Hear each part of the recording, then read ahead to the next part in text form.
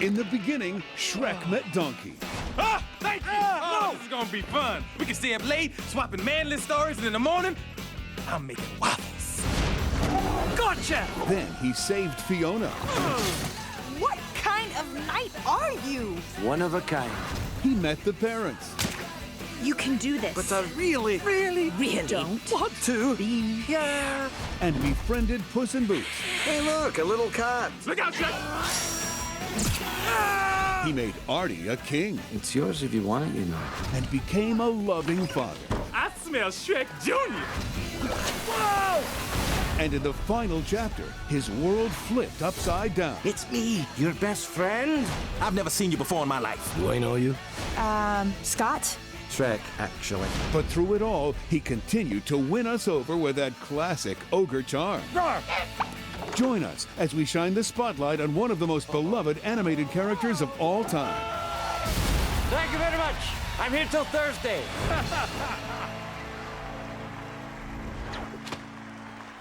Great. Let's get started. I have loved doing Shrek. I love the character. It's been a great experience. And I love the message. You are beautiful, who you are, and you know, Shrek has to constantly learn the lesson that he has to love himself. Well, you know what I like about you, Shrek?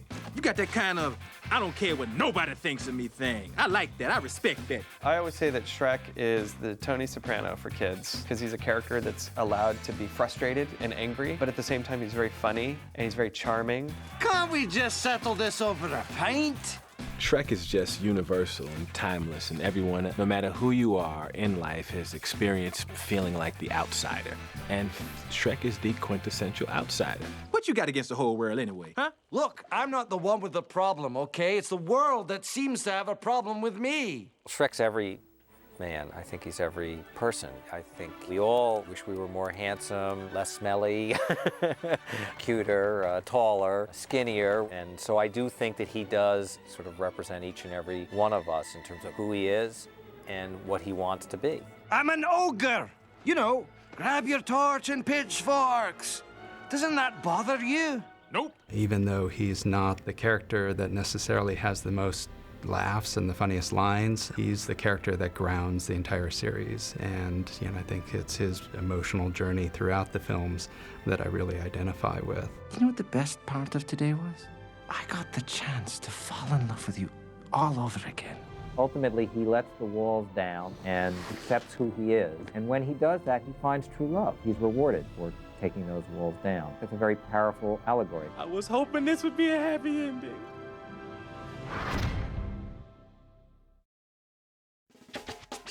I ran into Jeffrey Katzenberg at the premiere of Saving Private Ryan, and he came over to me and said, "Are you interested in doing animation?" And I went home and I thought, I'm going to have to write an animated movie. I had no idea I was being offered a job. Next day I got a call from him saying there's this fairy tale called Shrek. And I was like, Shrek, can you change the name? He goes, no, we're quite confident. And so I thought, always listen to Jeffrey Katzenberg. Ogres are like onions. Good. And then he told me the message of the film, which is that you're already beautiful. Don't let other people tell you you're not. And I thought, when I have grandkids, that's the sort of well-told, silly, fun fairy tale I want to take them to. Then he said, Eddie Murphy, Cameron Diaz, and John Lithgow are in it. And so I said, well, then I'm in. Now, ogres, oh, they're much worse. They'll shave your liver, squeeze the jelly from your eyes. Actually, it's quite good on toast. Mike brings to Shrek, basically. I mean, I can't separate the two. Mike is Shrek. Here's persuasion, and here's reason. Mike gives a lot. He's very emotionally invested in the character of Shrek. He looks out for Shrek. Mike brings a lot more than just a performance. He knows Shrek personally inside his head. So, you know, if we have a question about his character, he really knows where he's coming from. You don't want to see me angry, do you? Mike comes in with notes on the story. You know, Mike's a writer. He comes in with story notes that are brilliant. It's incredibly fun when you're recording with him, and between takes, he's staying in character. So all of a sudden, he's making fun of you, and he's staying as Shrek, and it's Shrek that's making fun of you, not Mike. You're coming up with stuff to kind of scare them off that ogres are worse than giants. Ogres are worse than giants. Than giants. Fabulous.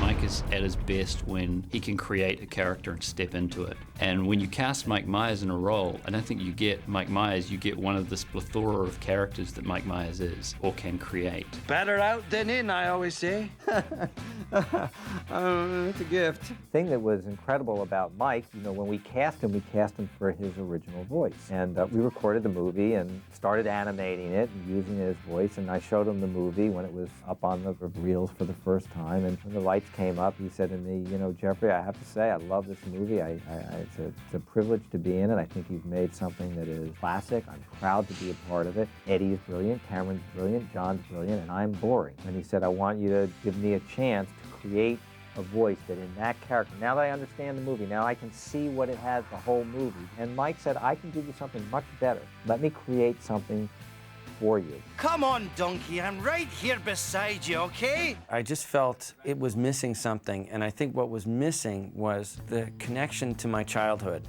Because my experience growing up as a kid in Canada was of immigrant parents from Liverpool, they'd been there for 20 years.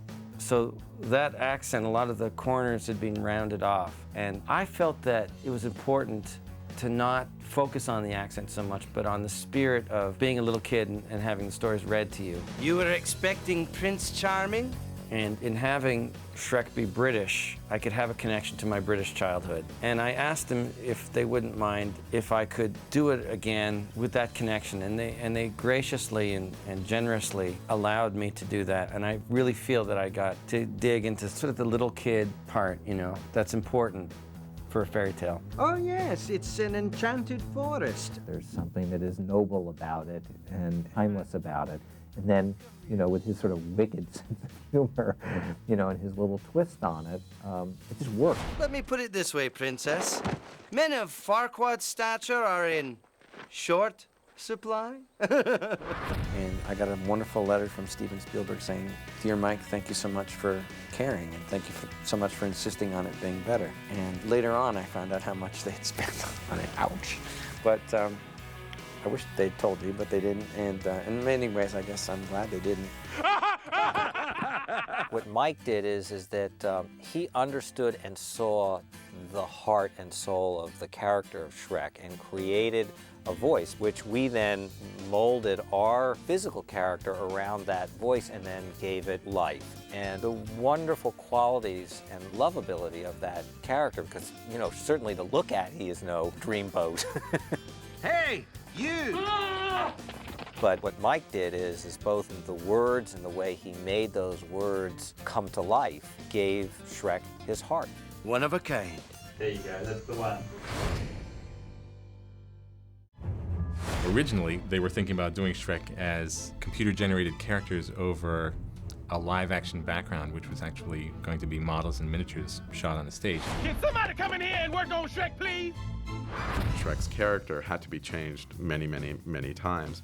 And there was a long period of development, many different stages of different character design. And that's the thing that many people don't get, is just how incredibly sort of time-consuming it is. So when you think, oh, go design a character, it has to be appealing, it has to be unusual, it has to be physically doable. You know, on the computer, you've got to have the technology to be able to do it. And it's got to feel like it will live for a long time. And it's a tall order. You're not exactly what I expected. The thing that sort of pushed us over the edge on this film toward making it finally what it ended up becoming was realizing we wanted to make a film that we liked, and tried to sort of shut out the voices that said, it's got to be this, it's got to be that. And stand! Like, what do we like? What makes us laugh? That gave us the freedom to make it. We've had a lot of time to plan this, haven't you? At the very beginning, actually, it was really tough for us to find the style of animation with the characters that work for this movie. We went through a period of 3 to 6 months just to come up with the look of how they should move. We did test that the characters are more cartoony, and also we did test that the characters are more theatrical. Whoa, Shrek! You didn't tell us you were in a play? And then we realized we need a style that fit the movie somewhere between theatrical and realistic. The princess here was just...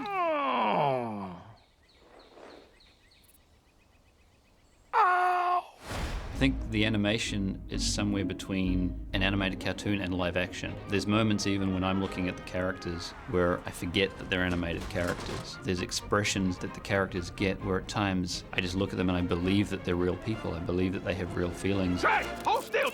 Ooh! Ooh! Did I miss? No.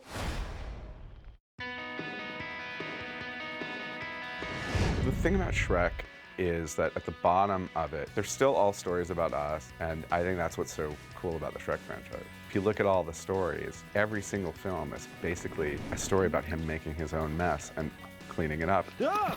But, you know, like most of us, it takes a long, long time. Fiona!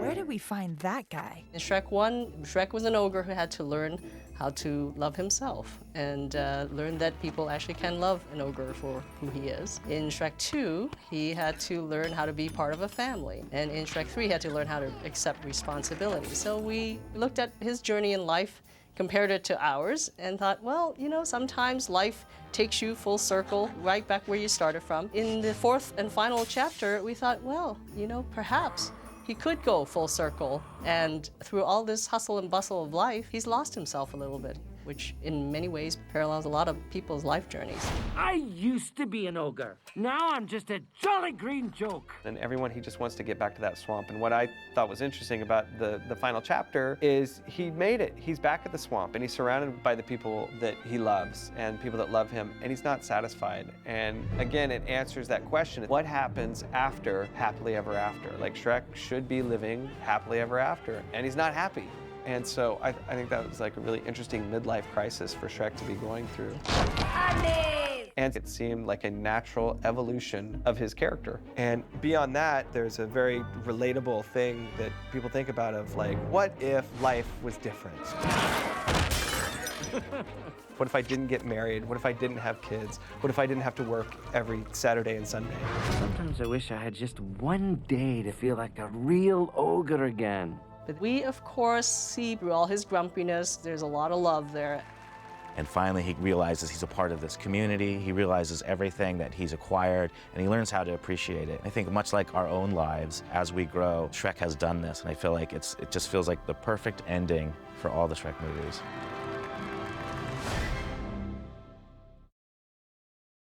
To see how much people love Shrek has been an unbelievably satisfying experience.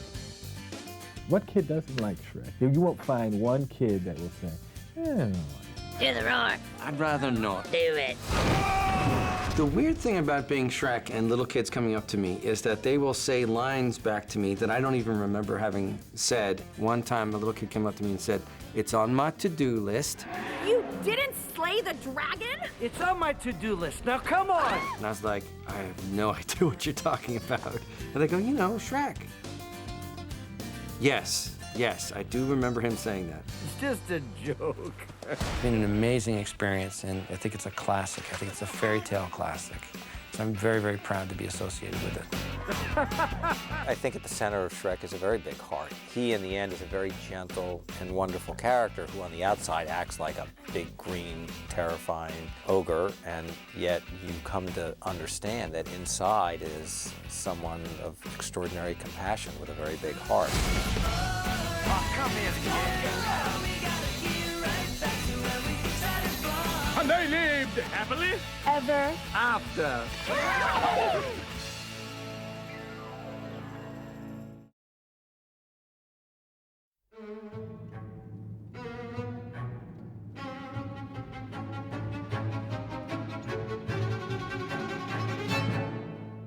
Looking back at all the years of the Shrek films, what's been one of your favorite moments throughout the past 10 years? When Jeffrey said, would you like to be in a animated movie, I said yes. He said it was called Shrek.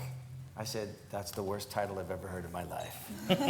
And I didn't know what it was going to be, and then in the process, the first time I saw it with an audience, and the line, but you are beautiful to me, got a gasp from the crowd, who were so into the whole romance and the whole heart of it, that I just was blown away that an animated movie could move people, and that it was something that people would be invested in emotionally.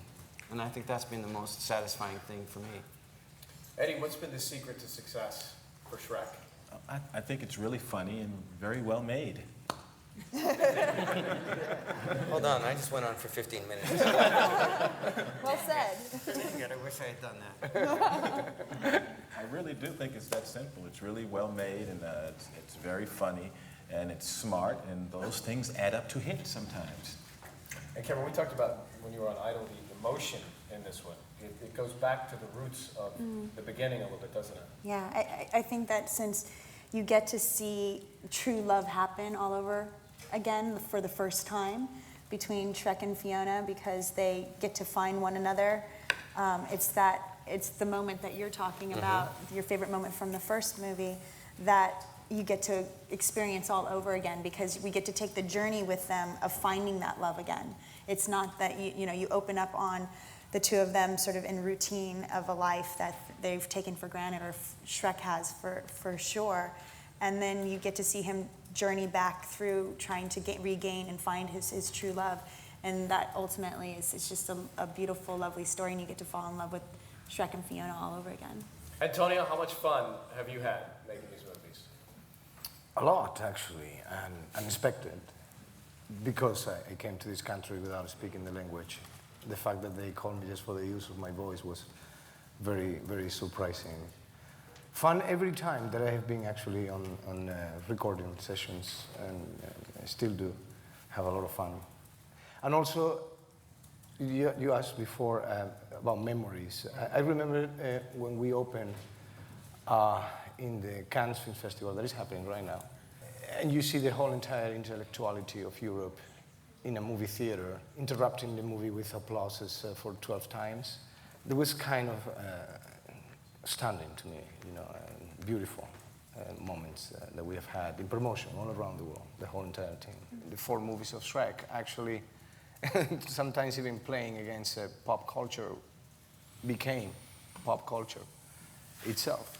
That's what it is now. I mean, I was in New York this year watching the parade from my house of Thanksgiving parade, and here he was, Shrek, a big balloon just crossing in front of my window, and behind him was Mickey Mouse. So he's part of American pop culture right now. So I think it set up, it was beautiful, what he has done in these 10 years of working.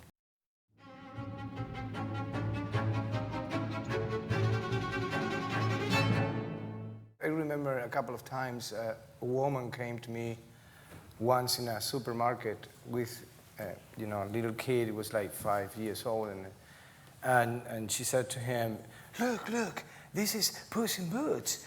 This is Puss in Boots. Can you do the voice? And the kid just looked at me and looked at the mother and said, "Doesn't know Puss in Boots, Mom." That's Zorro. And I was like, wow. So what do you do in that circumstance? You don't know what to do with a kid. What about you, Eddie? I've had people come up and do lines from the movie to me. The only time I'll do that voice of that donkey is I could do a shadow puppet of that donkey. So if I'm watching movies at home on the screen and the movie's not good, I'll have the donkey come up and do commentary. Really, there's a thing. You can't get that. Oh, that's great. Like he'd be like, "This movie ain't. I want to watch this."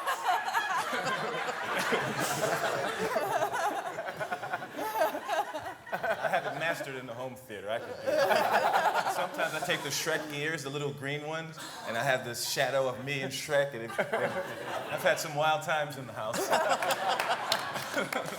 I've had parents come up and go, "You know who this is? This is Princess Fiona," and kids are like literally like tears, And I always say, I tell people no. I try to stop them before they tell them, because as a kid you believe that the characters that you're watching, that you fall in love with them, and you want to believe that they're real. I've called kids that have the measles, a couple or are sick, and I'm always shocked by how incredibly accepting they are that Shrek is calling them. So it's like, Shrek, good. Anyways, here's my idea. I'm like, isn't this a little extraordinary? And so that's the part that always kills me. It's like, can you put the Tooth Fairy on now? Yeah, I'll go get the Tooth Fairy.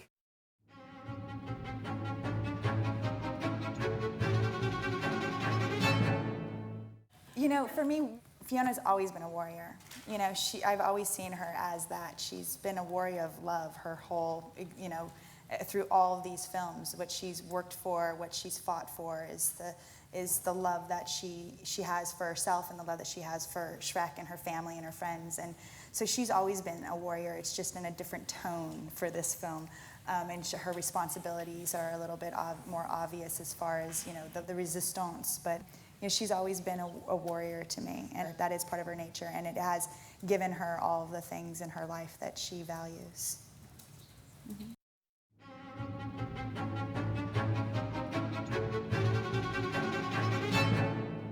You know, I never thought that I would get cast, and I thought if I did, I'd have to do things like this, so I was freaked out.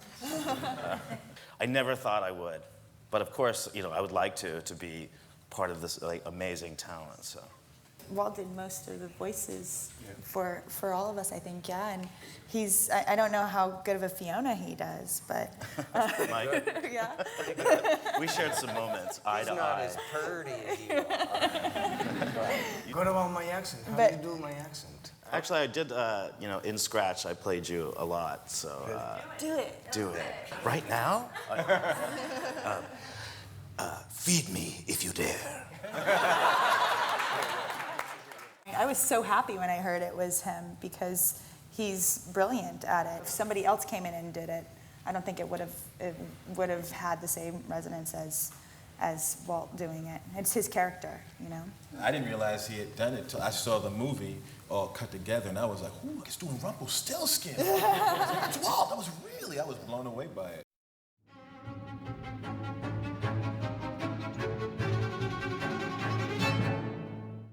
John, how did you get the role of Brogan?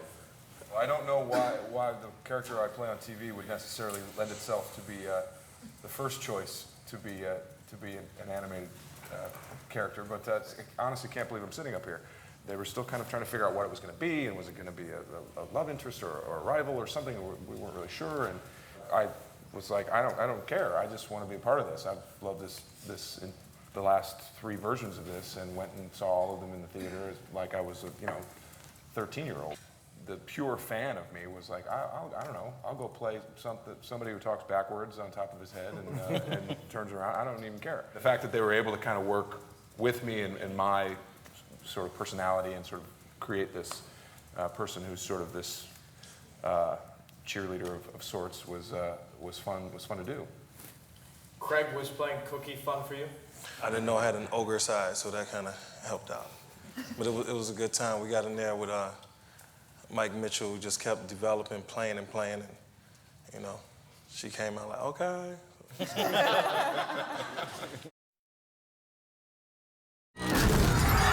There are many things you may not have seen or noticed in your first viewing of Shrek Forever After.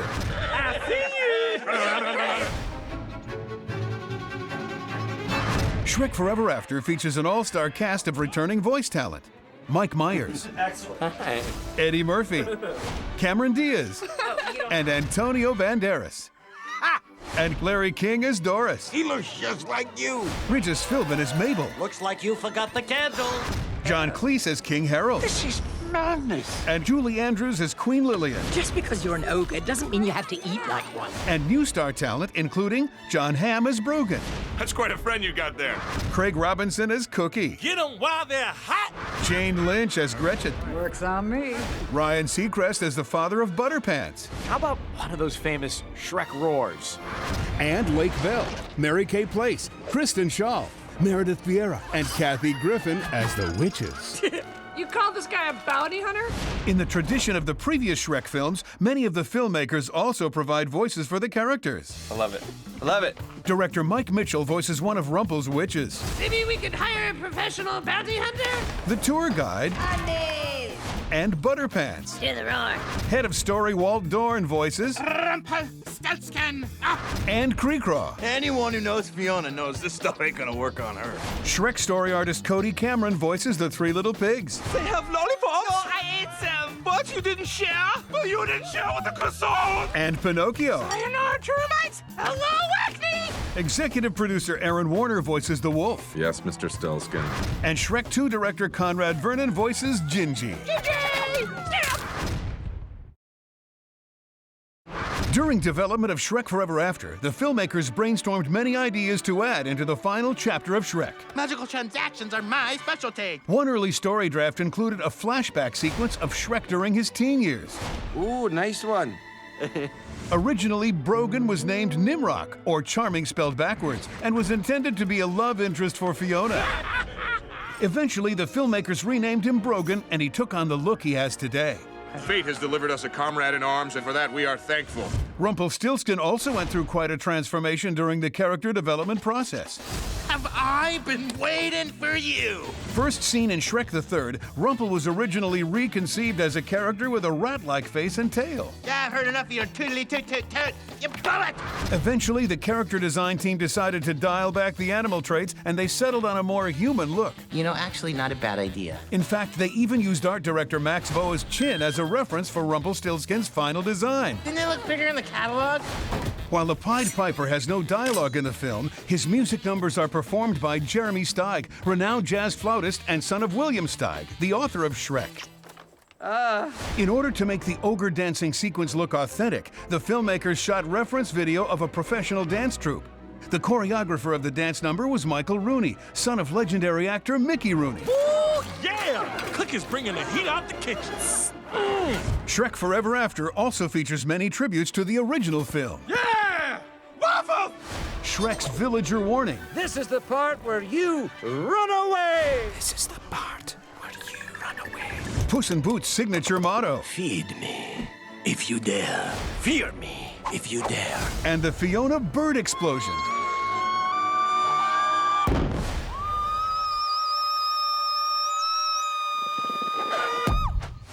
These are just a few of the buried secrets you can find inside Shrek Forever After and all the Shrek films.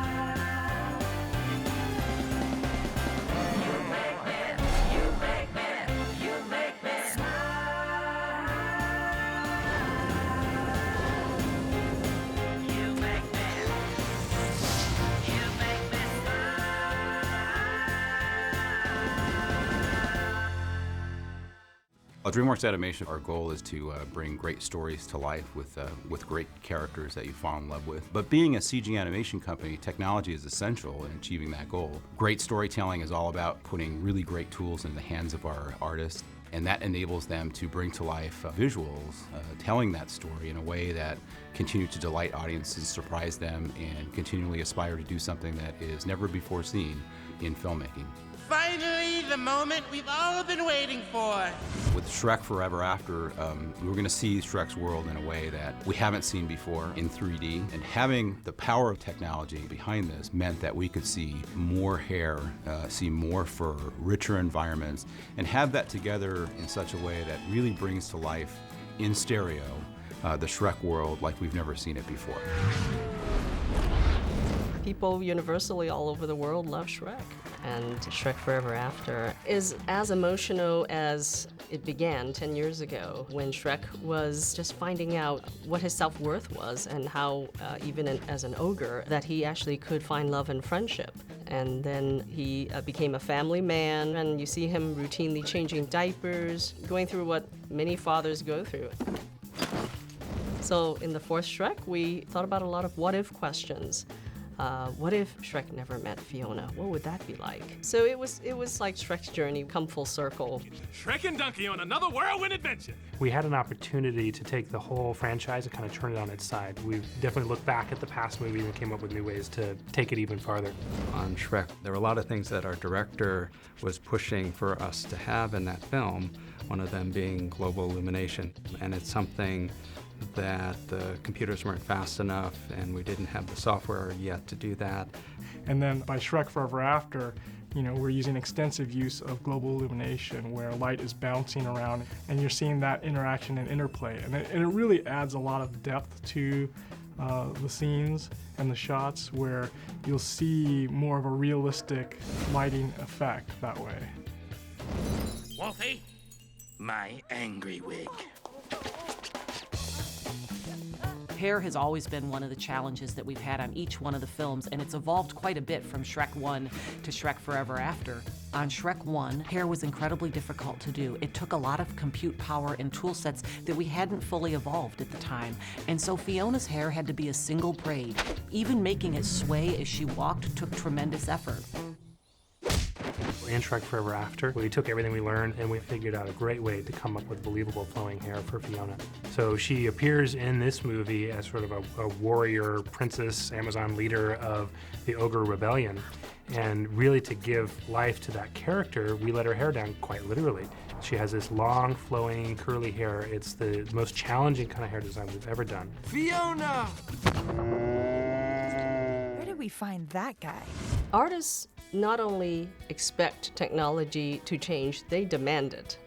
We all dream of things that could never be possible and want to find ways to do them. Water, fire, smoke, rendering lots of crowds and epic landscapes. A lot of things that weren't possible a decade ago is now possible. And every year that has gone by, every film that we've made here at DreamWorks, we've been able to realize that dream more and more. And technology has actually helped us with that and made a lot of these dreams a reality. Daddy thinks you look real nice, Fifi. Artists have unbounded imagination, so it's always a challenge for the technology to keep up with the imagination of our artists. So having the latest and greatest HP ProLine servers and workstations really do deliver and help our artists sort of stay up with their own imaginations. Really? Really?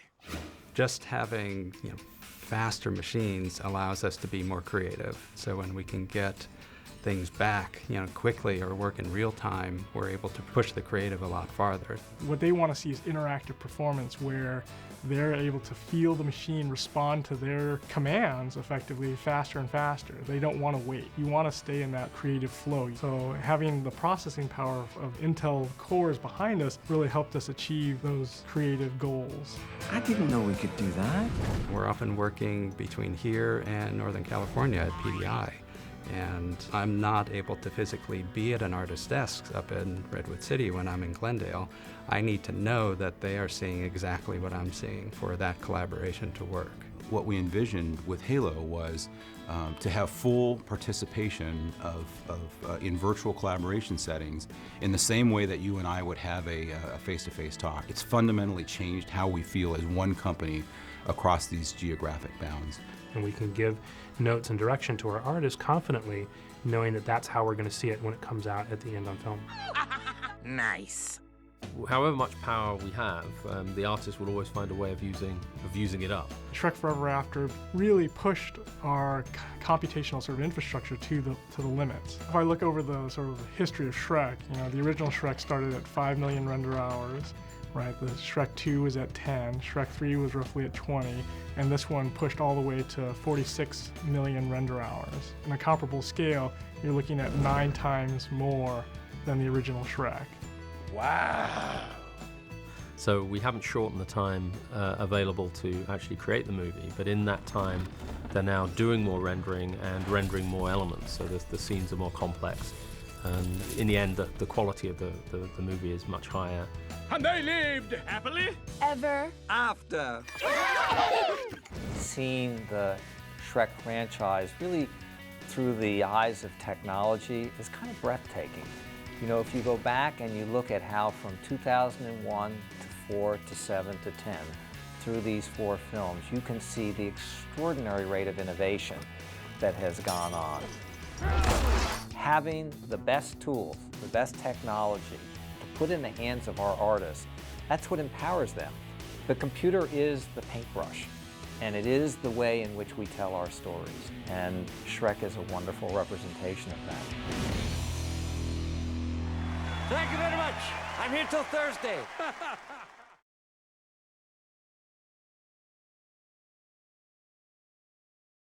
In this deleted scene, it's fairy tale creatures attack. And we found that in the third act, it was just too much story to tell because we had to show how Shrek got free of the fairy tale creatures. So we cut it. Furthermore, we also looked at it and we found it really dark that our beloved fairy tale creatures were so mean to their good friend Shrek.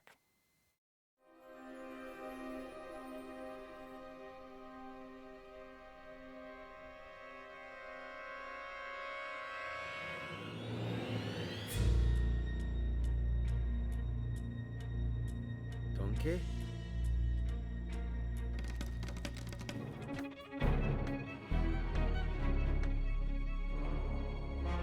Ow! Ah! Ha! Ah!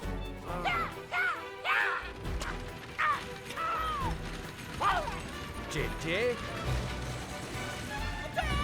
Oh, great! Not now! Oh!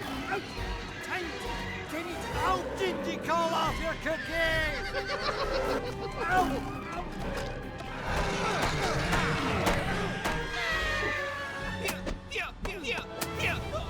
One more! No! You're fired! Oh!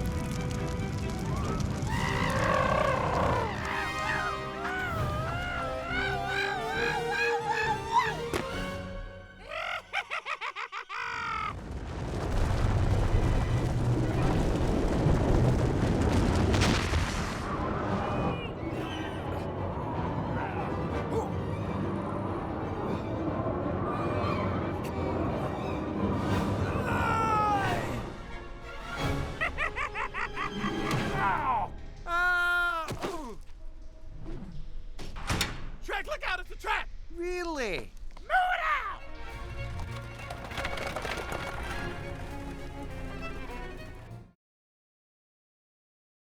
out! This next sequence was storyboarded by Reg Bordage and Brian Andrews. And what ended up in the film was a very quick scene of Gladiator Gingy fighting animal crackers, and this is just the extended version.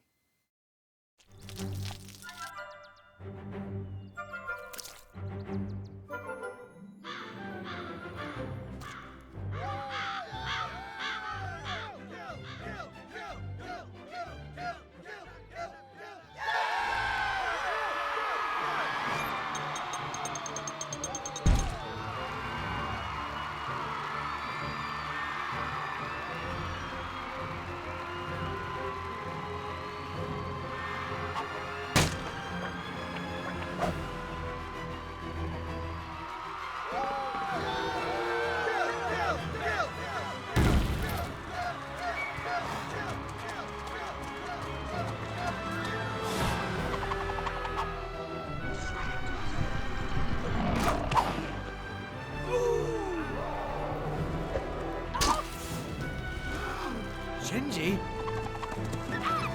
Gingy! Snap!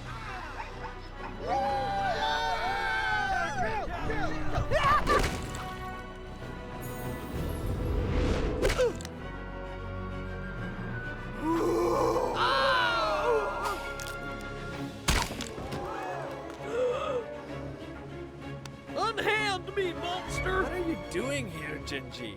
Ow! Jeez! Ow! What the? Come on, get him, lads! None of this Whoa, shenanigans whoa, whoa, whoa. here. Hey! Get up! Come on, hit him with your shillelagh! Ooh! Come on with us, Ogre! The bounty's ours, lads! Yeah! We're at the end of our rainbow, chaps! Well done! We're rich! A bounty on every ogre's head! Dead or alive? Dead or alive? My family. Yeah! Run as fast as you can! You can't hide from me! Lame-o.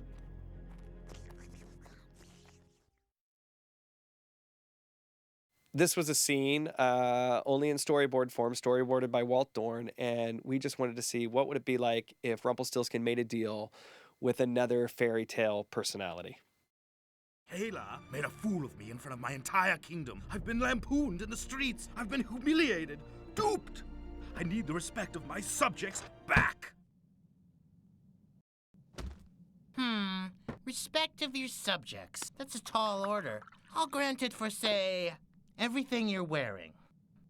You do realize I'm naked, don't you? Well then, it shouldn't be any problem.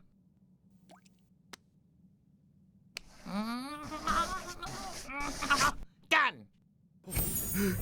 My crown! You've tricked me! Well, it says right here, for everything you're wearing. I win! But how will my people respect me now? They'll respect you as an equal. Gretchen, throw it on the pile, will ya? Hilda, wash that seat. Another king, another crown. I'm an artist, ladies. There is no deal I cannot make!